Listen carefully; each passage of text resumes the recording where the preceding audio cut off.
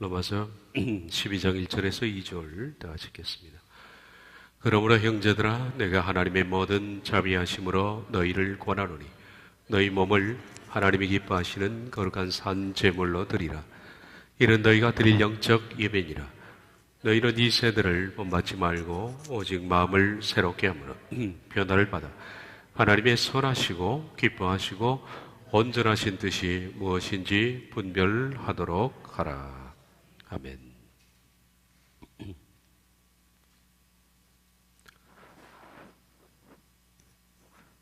로마서의 주제는 이신득입니다. 믿음으로 말미암아 의를 얻는다라는 뜻인데 로마서 1장 17절을 압축한 말이죠. 복음에는 하나님의 의가 나타나서 믿음으로 믿음에 이르게 하나니 기록된 바 오직 의인은 믿음으로 말미암아 살리라 함과 같으니라. 믿음으로 말미암아 의인이 된다. 의인이 된다는 것은 구원을 받는다는 말입니다. 이신득이는 구원의 핵심입니다. 그런데 중요한 것은 이신, 믿음으로 말미암는데 의를 얻게 하는, 구원을 받게 하는 믿음이라는 것은 무엇을 말하는 것일까? 교리적 차원에서는 믿음이라는 것은 십자가 구속을 깨닫고 내가 그것을 믿음으로 고백하는 것까지 믿음이라 그렇게 부릅니다. 그리고 그 이후의 삶은 그냥 거룩한 삶을 사는 게 좋겠다라는 권고죠. 그건 절대적이지 않습니다. 그러므로 교리상 구원은 깨닫고 고백하면 완성이 됩니다. 게다가 깨닫고 고백하면 한 번 받게 된 구원은 절대 변하지 않는다 라고 하는데 그것은 구원파의 주장과 별 다른 것이 없습니다. 구원파는 그래서 예수 그리스도의 십자가를 믿고 깨닫고 고백하면 구원을 이미 받았기 때문에 당신은 무슨 죄를 지어도 상관이 없다. 그것이 구원파입니다. 그러나 구원파적으로는 얘기하지 않죠. 이렇게 말합니다. 무슨 죄를 지어도 상관이 없는 것이 아니라 하나님의 뜻은 당신이 거룩하게 살기를 원하는 것이다. 교리적인 얘기입니다. 그러나 그것과 그것이 뭔 차이가 있겠습니까? 그리고 한 걸음 더 나아가서 내가 깨닫고 고백하는 그 자체가 창세전에 예정된 사람에게만 주어지는 특권이다. 그렇게 얘기하죠, 교리는. 그것이 예정되지 않은 사람은 절대로 깨닫거나 고백할 수 없다라고 못 박습니다. 그러므로 이것은 운명론입니다. 그렇지만은 교리를 벗고 성경이라는 것을 보면 믿음이라는 것은 깨닫고 고백하는 것이 믿음의 시작이지 완성이 아니라라는 것을 알 수 있다라는 겁니다. 깨닫고 고백에서 출발된 믿음은 그리스도의 장성한 분량에 이르도록 성숙의 열매를 맺음까지를 포함하는데 만약에 깨닫고 고백했다 할지라도 성숙에 이르는 열매를 맺지 못하면 얼마든지 찍어 불에 던진다. 얼마든지 그는 하나님께서 버린다라고 성경은 말씀하고 있습니다. 이것을 성화구원이라 그렇게 부릅니다. 따라서 로마서 1장 17절의 주제는 믿음으로 말미암아 구원을 받는다라는 그 믿음은 성화구원을 말하는 것이다. 거룩하게 되는 것을 말한다. 그러면 그것이 성경 어디에 쓰여져 있느냐? 성경 가운데 구원에 관한 하나님의 모든 계시를 완성한 사도 바울이 로마서에서 구원을 명백하게 정의를 했기 때문에 우리들은 과연 성화 구원이 로마서에 있는가? 로마서 전체를 지금까지 그것을 읽고 해석하는 가운데 증명을 해왔습니다. 아니, 증명보다 있는 그대로 우리가 발견을 한 거죠. 로마서의 큰 주제는 1장 18절부터 3장 20절은 하나님의 진노, 그리고 진노 가운데 하나님께서 우리 인간이 살 수 있는 구원의 길을 열어놓으신 하나님의 은혜, 8장 39절까지. 이 속에는 만약에 우리가 죄인된 사람들이 하나님의 진노 가운데 은혜를 받아들이게 되면 구원이 시작되고 의로 여기심을 받고 그리고 마침내 거룩한 삶을 사며 칭의를 받고, 이 모든 과정은 성령님께서 어떻게 도우시는가 하는 그런 것까지를 8장 39절에서 봤습니다. 이까지가 바울이 말하는 구속의 계시의 완성입니다. 바울은 한 걸음 더 나가서 9장에서 11장까지 하나님의 구속사의 계획에 대해서 말씀을 더 전해줬다.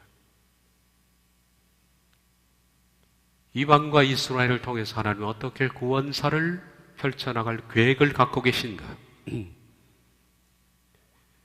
그리고 마지막으로는 12장부터 16장까지 하나님은 우리에게 그러면 어떻게 살기를 원하시는가.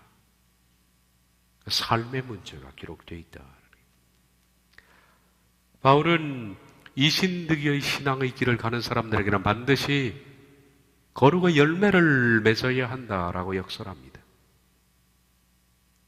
그것이 12장부터입니다. 그러므로 로마서는 크게 두 파트로 나누면 이론과 실천입니다. 이론은 11장까지입니다. 그리고 그 다음에 실천입니다. 우리들은 바른 이론을 알아야겠죠. 바른 이론에서 바른 실천이 나옵니다. 그런데 바른 이론을 알아도 바르게 실천하지 못하면 그것은 아무 소용이 없습니다. 그러면 바른 이론을 알지 못하는데 바르게 실천할 수 있는가? 바른 이론을 알지 못해도 아주 드물게 거룩하게 사는 사람이 있습니다. 그러나 그런 드문 사람들 제외하고 바르게 이론을 알아야, 구원의 말씀을 바르게 깨달아야 바르게 삶의 열매를 맺을 수가 있는 겁니다. 오늘부터는 로마서 12장을 시작합니다. 12장 1절 상반절에 이렇게 시작됩니다. 그러므로 형제들아, 내가 하나님의 모든 자비하심으로 너희를 구원하노니. 그러므로 형제들아, 내가 하나님의 긍휼하심을 통하여 너희를 권하는 것은, 그래서 가장 중요한 단어가 하나 나오는데 그러므로라는 단어입니다. 그러므로라는 이 단어는 로마서에 군데군데 많이 쓰여져 있겠지만은 앞에 내용을 정리할 때 그러므로 로마서 12장 1절 상반절의 그러므로는 11장 끝까지 모든 말씀을 한마디로 정리하는 단어입니다. 로마서 1장부터 11장까지 우리 앞에 봤던 하나님의 진노, 하나님의 은혜 가운데 하나님이 나타나신 십자가의 하나님의 구원의 계획, 그리고 성령님의 도우심, 그리고 구속사의 비밀, 이 모든 구원에 관한 계시의 완성, 이론입니다. 그 이론을 끝내고 바울은 말합니다. 그러므로. 결론입니다. 당신이 모든 이론을 알았다면 그러므로 이렇게 살아야 되지 않느냐 하는 대단원의 어떤 반전, 대단원의 전개, 이렇게 말할 수 있는 단어가 로마서 12장 1절 그러므로입니다. 우리들은 지금까지 이 이론을 듣고서 상당히 행복했습니다. 이 복음의 비밀을 듣는 것 그 자체가 상당히 행복한 일입니다. 깨닫지 못했던 어두움 속에 우리가 헤매고 있었는데 이 복음의 비밀을 알고 난 그 자체 얼마나 행복한 일입니까? 우리가 11장까지 이해를 했다면 이 이해가 됐다는 것이 놀라운 일입니다. 어떤 학자들보다 여러분 뛰어난 겁니다. 상당히 그것은 놀라운 일입니다.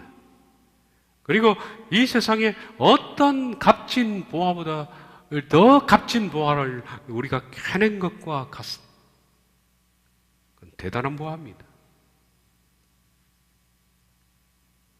사도 바울도 그 보화를 발견하고 깊도다, 깊도다 라고 외치지 않았습니까? 깊도다.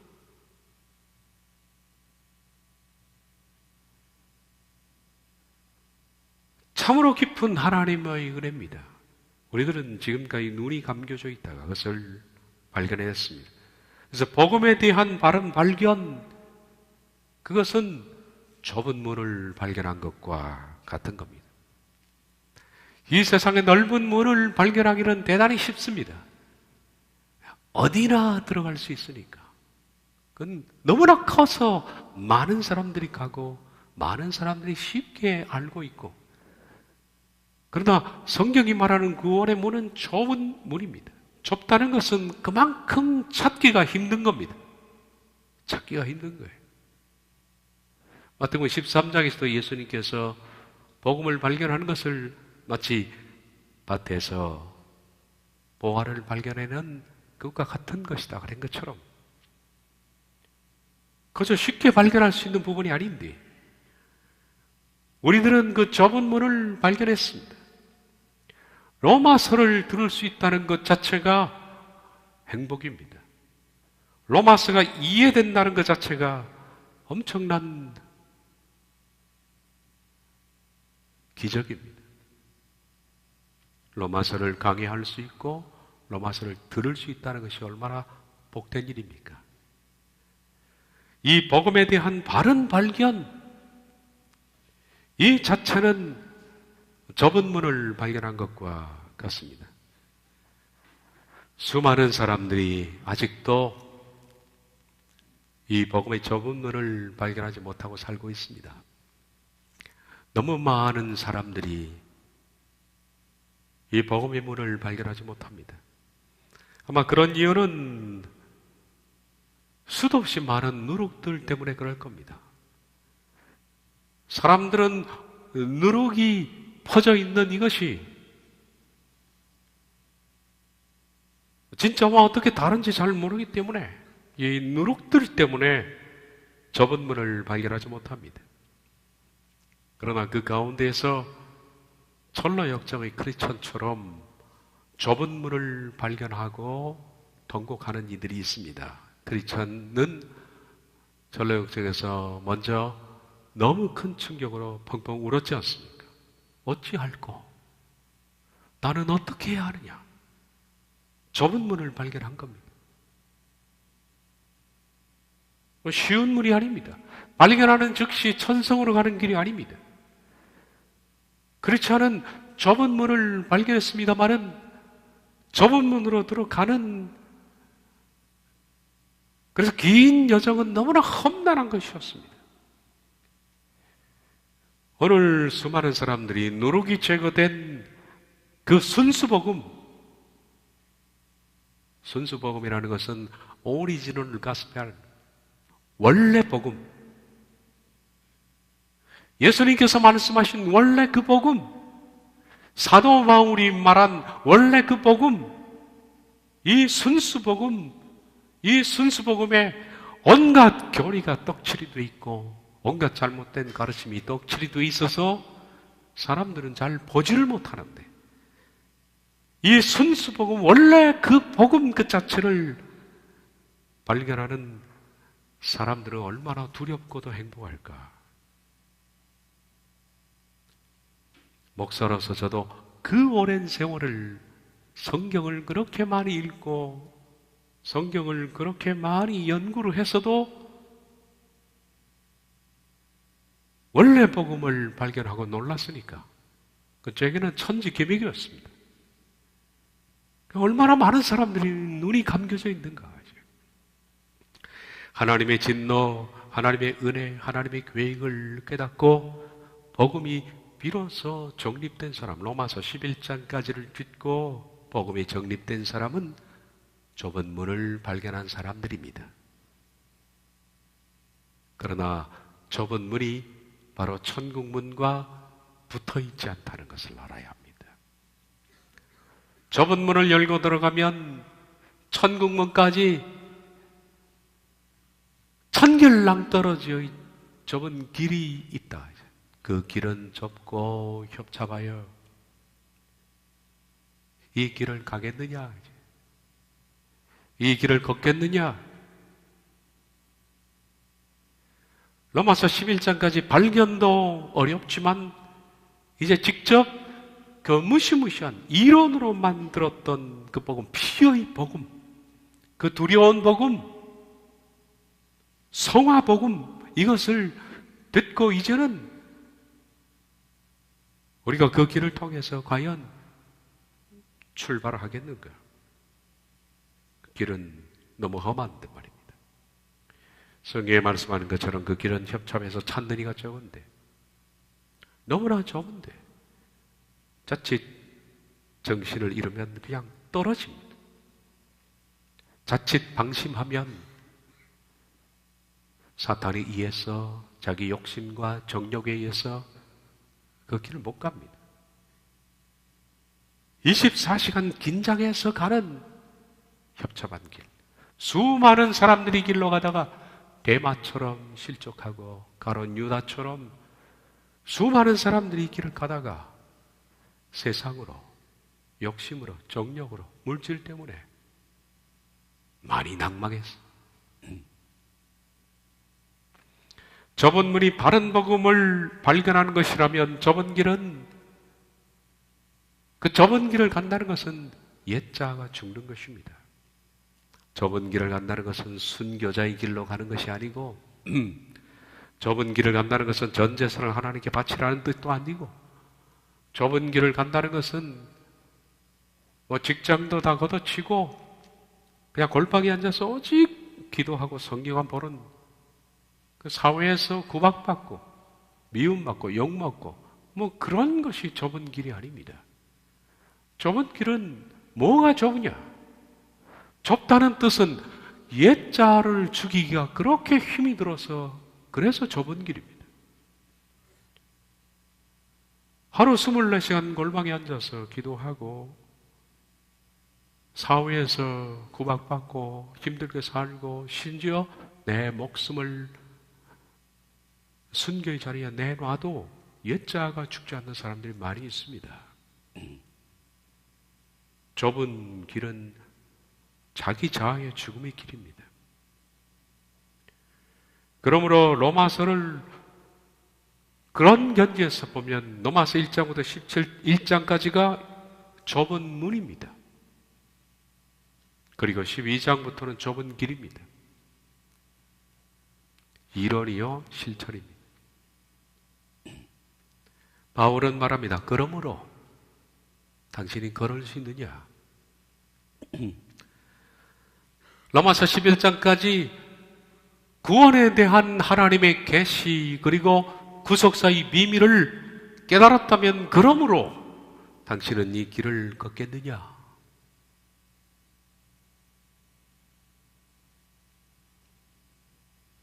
그것은 우리의 몫입니다. 여러분에게 선택과 책임이 있는 겁니다. 바울은 말합니다. 그러므로 형제들아 내가 하나님 모든 자비하심으로 너희를 권하노니 그러므로 형제들아 내가 하나님의 긍휼하심을 통하여 너희에게 권하는 것은 모든 자비하심, 하나님의 모든 자비하심이라는 뜻은 자비하심으로, 하나님 모든 자비하심으로 라는 뜻은 하나님의 긍휼을 통하여 그런 뜻입니다. 하나님의 긍휼을 쓰러 통하여. 통한다는 뜻은 우리 한글 성경에는 전혀 번역되어 있지 않지만 통한다는 것은 겪어보는 것입니다. 앞으로 언젠가 제가 호세아를 강의하겠지만 호세아서의 가장 중심적 맥락이 바로 이 단어입니다. 통하여. 하나님이 호세아를 통하여 말씀하시니라. 자, 그때 장황하게 제가 설명을 해드리겠습니다. 호세아에게 말씀하는 것과 통하여 말씀하는 건 다릅니다. 통한다는 것은 에게 말하는 것은 그냥 듣는 것이고 통하는 것은 그의 전 삶을 거쳐나가는 겁니다. 뭐가? 하나님의 긍휼이 바울의 모든 삶을 거쳐나간 겁니다. 그러니까 하나님의 긍휼을 바울이 다 겪은 거예요. 겪은 거예요. 머리로 한 것이 아니라 그의 삶으로 전부 겪었습니다. 그래서 통하는 겁니다. 통하여. 하나님의 긍휼을 통하여. 다시 말하면 바울은 하나님께서 자신을 얼마나 불쌍히 여기는지를 아주 깊이 경험을 했습니다. 하나님의 긍휼.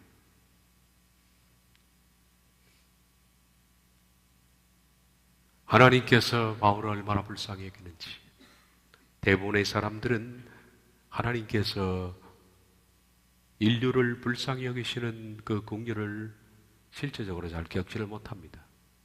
그게 뭐지? 그게 뭐지? 근데 온몸으로 느끼는 것과는 다르죠. 바울은 온몸으로 느껴봤습니다. 하나님께서 자신에게 구원에 이르도록 얼마나 애타고 간절하게 기다리시고 또 원하고 바라는지를 본인이 먼저 겪어본 거예요.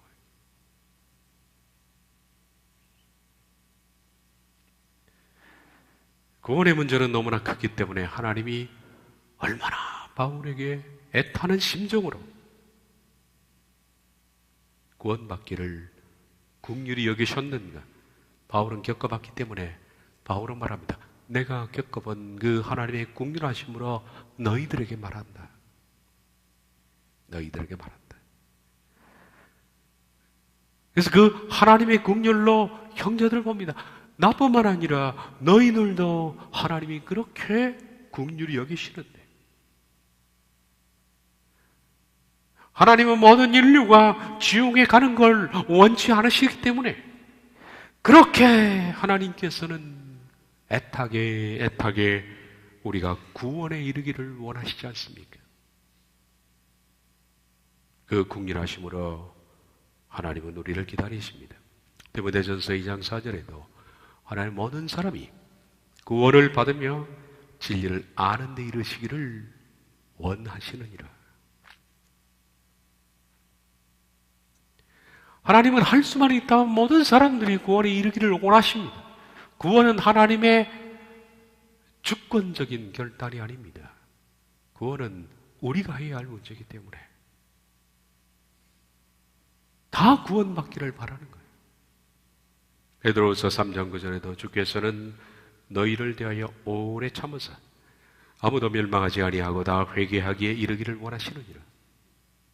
하나님의 심정입니다. 멸망하지 않았으면 좋겠다. 회개해서 구원에 이르면 좋겠다. 하나님의 그 애타는 애끓는 그 심정으로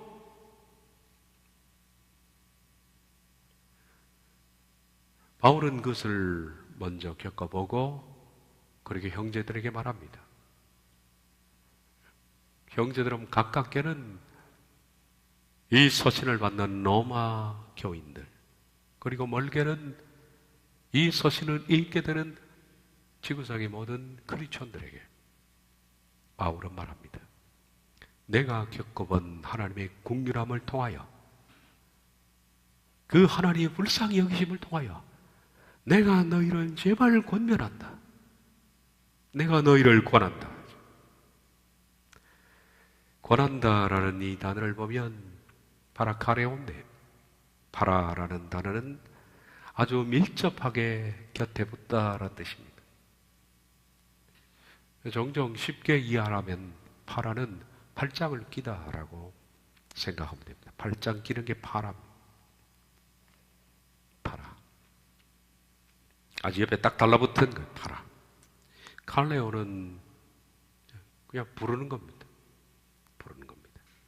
그래서 파라카레오는 여러분 우리가 누굴 부르려면 저 여기서 큰 소리로 어이 그러면 되잖아요. 어이 이봐 그러면 될 텐데 부르는 사람이 그 사람에게 가까이 다가가서 팔짱을 끼듯이 밀착해서 부르는 것.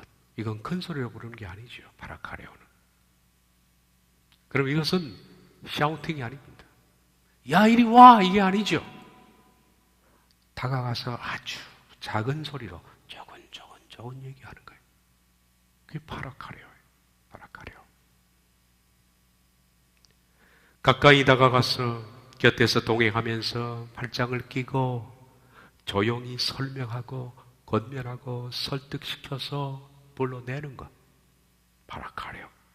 그런데 놀라웠게도 파라카레오의 명사인 파라크레토스가 보혜사라는 뜻입니다. 파라크레토스라는 단어의 동사형이 파라카레오예요. 보혜사는 그런 의미를 가지고 있습니다. 파라크레토스.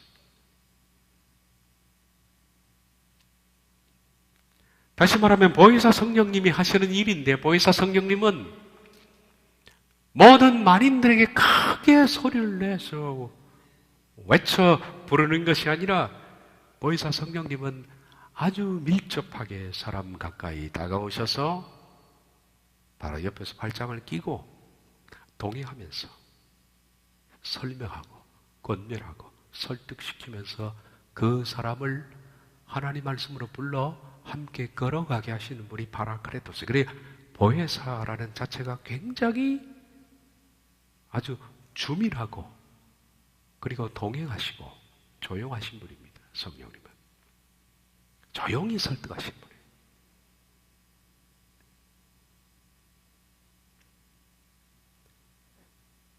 바울은 이 단어를 그가 쓰고 있습니다.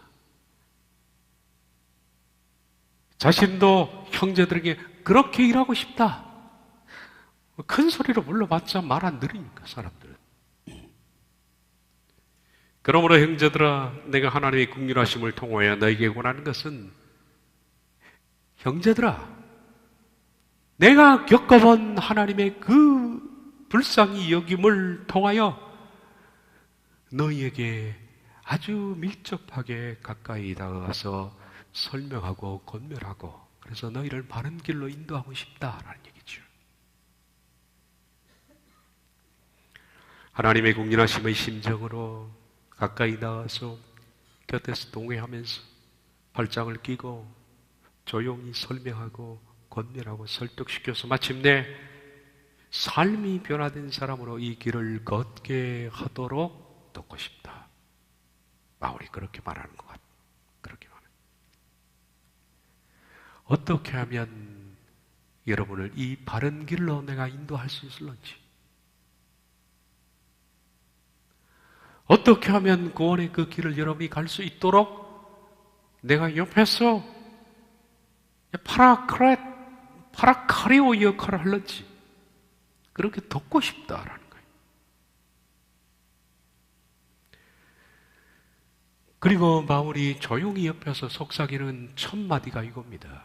우린 그 첫 마디를 보는 거예요. 성령님처럼 보혜사처럼 바로 그 곁에서 아주 낮은 목소리로 사랑의 음성으로 설득하고 권면하고 얘야 그러면 안 돼. 바른 길 가야지. 이게 옳은 길이야. 왜 이게 옳은 길인지 그것을 제시하고 설명하고 설득하면서 바른 길로 이끄는 그 성령님의 보혜사 역할, 바울은 그렇게 하고 싶다는데 그렇게 바울이 하겠다는 그 첫 번째 테마가 뭐냐면 이겁니다. 내가 너희 곁에서 속삭이면서 너희를 이끌고 싶은 것은 너희 몸을 하나님이 기뻐하시는 거룩한 산제물로 드리라. 이런 너희가 될 영적 예배니라. 이게 첫 마디입니다. 이것이 실천의 첫 번째 챕터입니다. 바울이 그토록 속삭이면서 우리를 바르게 구원의 길로, 그 좁은 길로 이끌고 싶은 그 첫마디는 너희 몸을 하나님이 기뻐하는 거룩한 산제물로 드리라, 이런 너희의 드릴 영적 예배니라 하는 것입니다.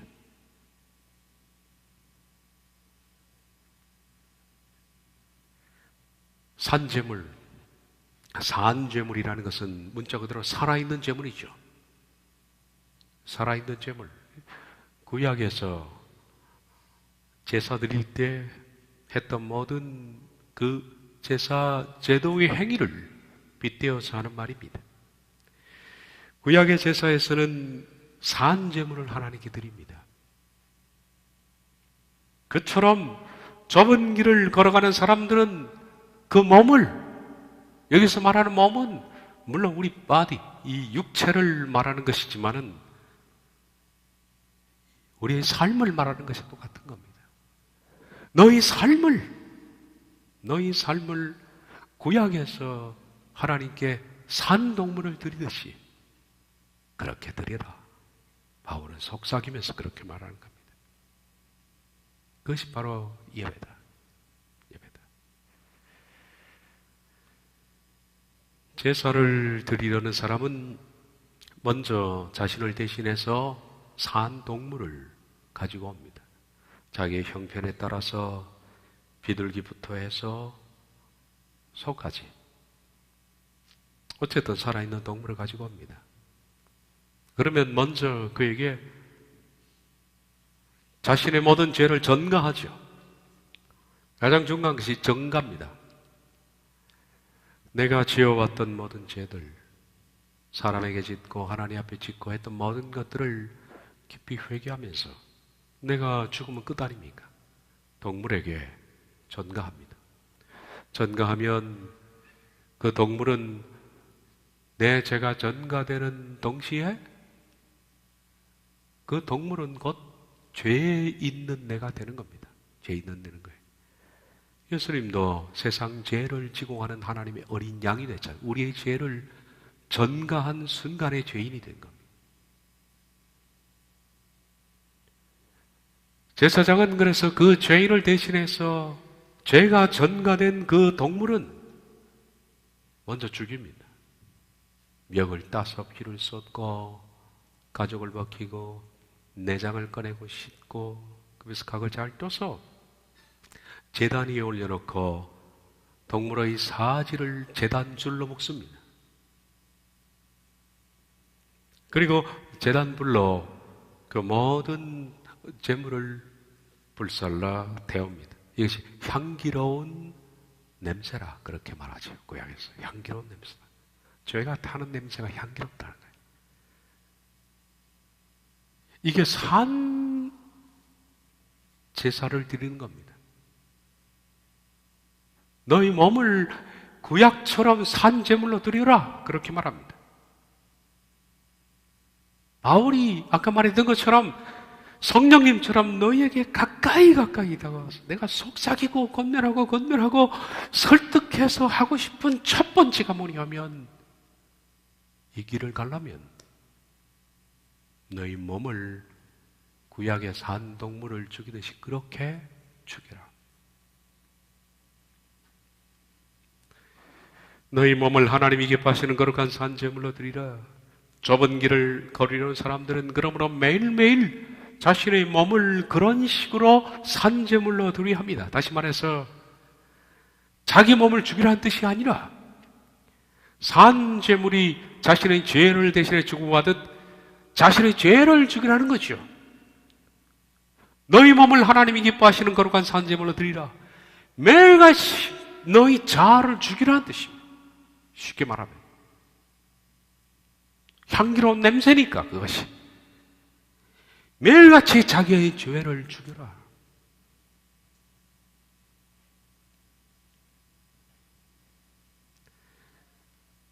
마치 로마서 6장을 읽은 것 같죠.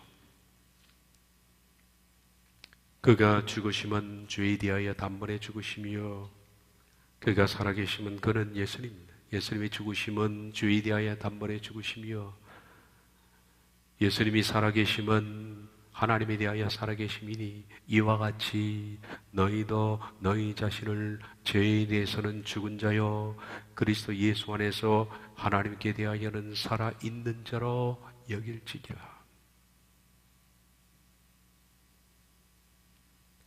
좁은 문을 열고 좁은 길을 접어드는 첫 일성이 뭡니까? 매일 죽여라 하죠. 자, 좁은 길은 옛자가 죽는 길이라죠. 매일 죽여라. 구약의 산제물처럼. 바울이 말합니다. 여길지어다. 그때 제가 설명했죠. 로기조마이. 여길지어다는 결단해라. 결론을 내려라. 어떤 결론입니까? 우리들은 죄에 대해서 죽었고 하나님에 대해서는 살아있는 걸로 내 삶의 결론을 내려라. 내려야 됩니다. 매일같이 우리가 아침에 제사를 드리는 것처럼 나는 죽었다. 나는 죽기로 결단했다. 무슨 기도하십니까? 아침에 눈 뜨면. 수많은 사람들이 이런 기도 안 합니다. 눈 뜨면 기도하는 게 뭐 달라 그러고 병 낫게 해달라 그러고 뭘 기도하는지 매일같이 첫 기도는, 그리고 결론적 기도는 마찬가지입니다. 나는 죽었습니다. 죽기로 결단합니다. 나는 옛자를 십자가에 못 박겠습니다. 오늘도 만나는 사람들 가운데 나는 죽었습니다. 내 혈기도 죽었습니다. 내 욕심도 사망 선고를 내리겠습니다. 내 옛자를 이 아침에 다시 죽입니다. 그래도 사는데 그걸 매일같이 사한 제사를 드려요. 그 길을 가는 사람은 그걸 해야 돼.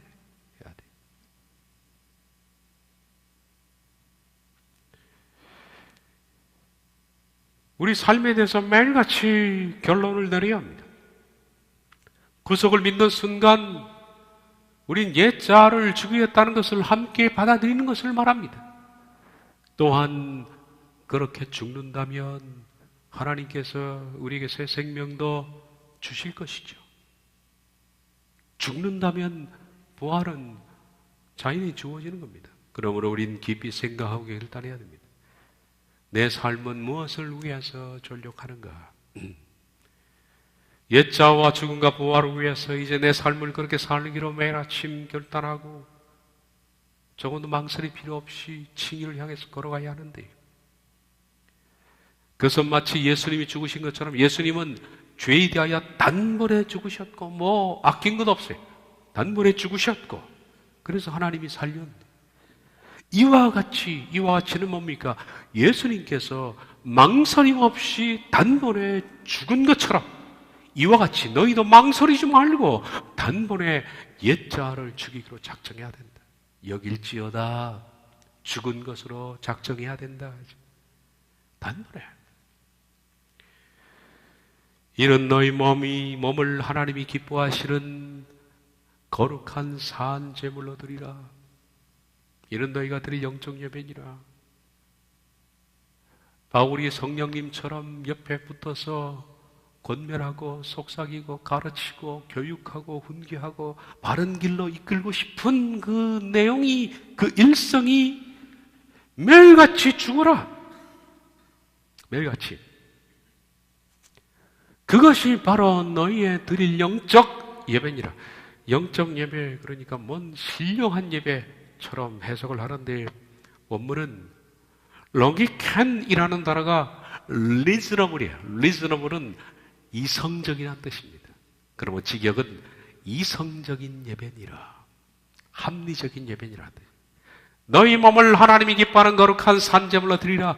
이것이 인간이 가장 이성적으로 드리는 예배니라. 합리적으로 드리는 예배니라. 그렇습니다. 피조물의 입장에서는 이것이야말로 가장 이성적인 행위입니다. 가장 합리적인 행위입니다. 뭐가요? 매일같이 전능하신 하나님 앞에 내 옛자를 죽이는 것 하나님 죽이겠습니다 라고 결단을, 그리고 길 떠나고 매일 아침 또 죽겠습니다 라고 결단하고 하는 그것이 가장 이성적인 예배, 가장 합리적인 예배, 하나님 보시기에 가장 합리적인 거예요. 그렇게 사는 것은 그리스도인으로서 가장 이성적이고 합리적인 예배인 삶입니다. 가장 이성적이고 합리적인 예배의 정신 가운데는 죄에 대한 죽음을 선포하고 다짐하는 것이 포함되어 있어야 합니다.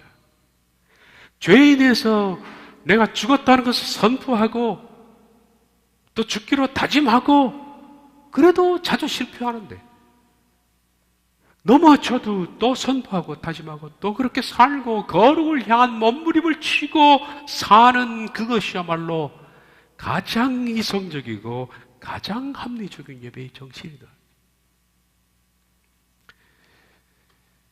예배는 피조물이 하나님을 경배하는 것이 그 목적입니다. 예배라는 것은 전적으로 하나님께 경배를 올리는 것이지 피조물이 필요한 것을 받는 것이 아닙니다. 안 주셔도 관계없는 거예요. 피조물은 예배에 대한 의무가 있어요. 피조물이 필요한 것을 구하거나 찾는 것은 예배가 아니라 욕망에 불과합니다. 그러면 피조물이 필요하고 그의 삶에 있어서 공급되어야 할 것은 어떻게 하느냐? 너희가 구하기 전에 있어야 할 것을 하나님이 아시느니라. 너희는 먼저 그의 나라와 그의 의를 구하라. 그리하면 이 모든 것을 너에게 도와주리라.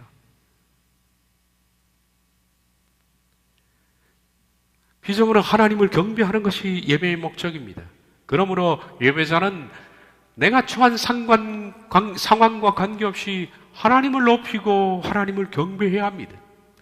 하나님을 높이고 경배하는 가운데에는 뭐가 포함되어 있느냐면 하나님이 가장 기뻐하는 것이 있는데, 그분을 높이고 그분을 경배하는 것 가운데에는 하나님이 이것만 하시면 가장 기뻐하는 것이 있습니다. 그것이 뭐냐면 자아의 죽음입니다. 자아의 죽음이에요. 자아의 죽음에 대한 결단은 하나님이 가장 기뻐하는 겁니다. 그래서 이렇게 붙여놨지 않습니까? 너희 몸을 하나님이 기뻐하시는 거룩한 산제물 넣어드리라. 거룩한 산제물로 드리는 것은 하나님이 기뻐하는 일입니다. 기뻐하시는, 원래 이 뜻은 기쁘시게 하는 이라고 번역해야 맞겠죠. 하나님을 기쁘시게 하는 것입니다. 자신의 옛자를 매일 죽이는 것은 하나님을 기쁘시게 하는 겁니다. 그 예배 행위에. 이것이야말로 뭐예요? 가장 합리적인 예배, 가장 이성적인 예배입니다. 하나님은 구원의 길을 걷는 이들을 가장 기뻐하십니다.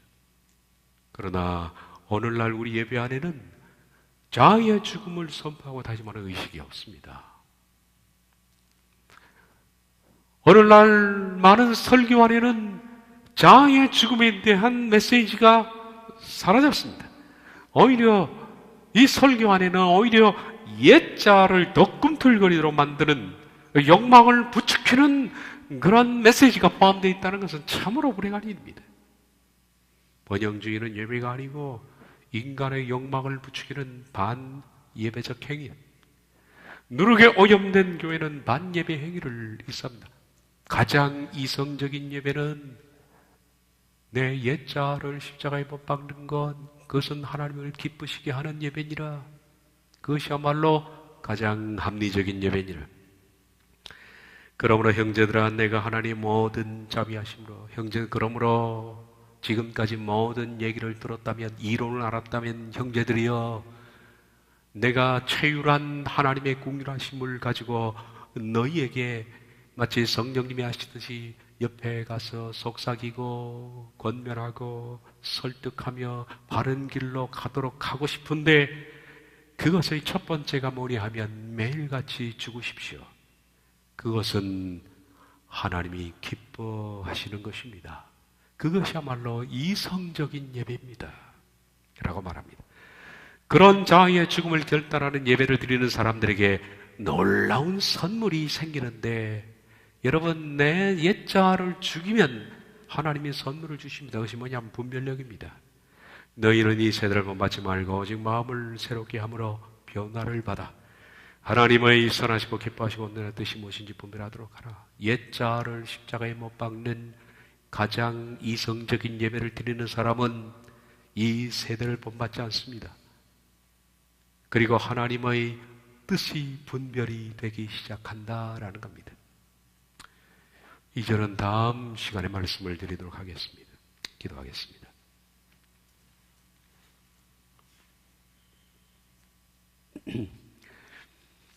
그러므로 형제들아, 내가 하나님 모든 자비하심으로 너희를 권하노니 너희 몸을 하나님이 기뻐하시는 거룩한 산제물로 드리라.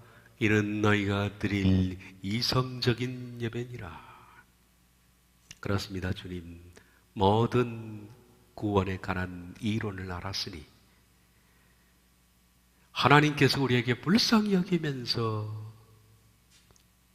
말씀하시고 가르치고 또 그렇게 하고 싶은 것은 우리가 매일같이 구약의 옛제물처럼 죽기를 원하는 것, 그것이 바로 하나님께 드릴 수 있는 가장 이성적인 예배, 이것입니다. 그러므로 우리들은 매일 죽기를 원합니다. 바울의 말처럼 형제들이여 나는 날마다 죽습니다. 예수님의 이름으로 기도하옵나이다. 아멘.